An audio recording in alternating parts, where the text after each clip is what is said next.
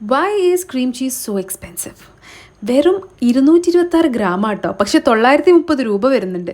എന്നാൽ നമുക്ക് വെറും 130 രൂപ ഉണ്ടെങ്കിൽ ഇതിലും കൂടുതൽ ക്വാണ്ടിറ്റി വീട്ടിലുണ്ടാക്കാൻ പറ്റും. അപ്പോൾ എങ്ങനെയാണെന്ന് നോക്കിയാലോ. 3 ഇൻഗ്രീഡിയൻസേ വേണ്ടുള്ളൂ. 1 ലിറ്റർ പാലെടുക്കുക, ഒരു 250 മില്ലി ഫ്രഷ് ക്രീമും ചേർത്ത് കൊടുക്കുക.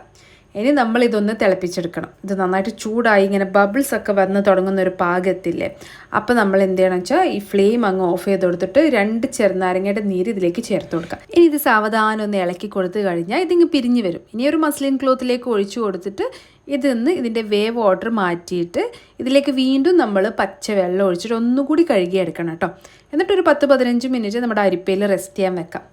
അതിനുശേഷം ചൂടൊക്കെ മാറിക്കഴിഞ്ഞാൽ നമ്മളിത് നേരെ മിക്സിയിലേക്ക് ഇട്ട് കൊടുത്തിട്ട് കുറച്ച് ഉപ്പും ചേർത്തിട്ട് മിക്സിയിൽ നന്നായിട്ട് അടിച്ചെടുക്കുക.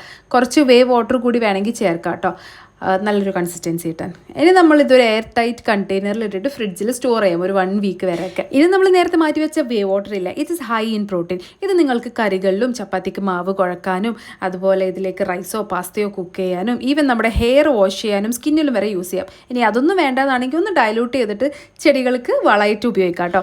ഒരു 1 അവർ ഫ്രിഡ്ജിൽ വെച്ചിട്ട് എടുക്കുമ്പോഴത്തേക്ക് തന്നെ ഇത് നന്നായിട്ട് സെറ്റായി സ്പ്രെഡബിൾ കൺസിസ്റ്റൻസിയിൽ കിട്ടിയിട്ടുണ്ട്. അടിപൊളി ടേസ്റ്റുമാണ് കേട്ടോ. ഇനിയിപ്പോൾ റെസിപ്പീസിൽ ക്രീം ചീസ് എന്ന് കണ്ടാൽ കടയിലേക്ക് ഓടണ്ട, ഭയങ്കര നമുക്ക് എളുപ്പത്തിൽ ഇത് വീട്ടിൽ തന്നെ തയ്യാറാക്കിയെടുക്കാം.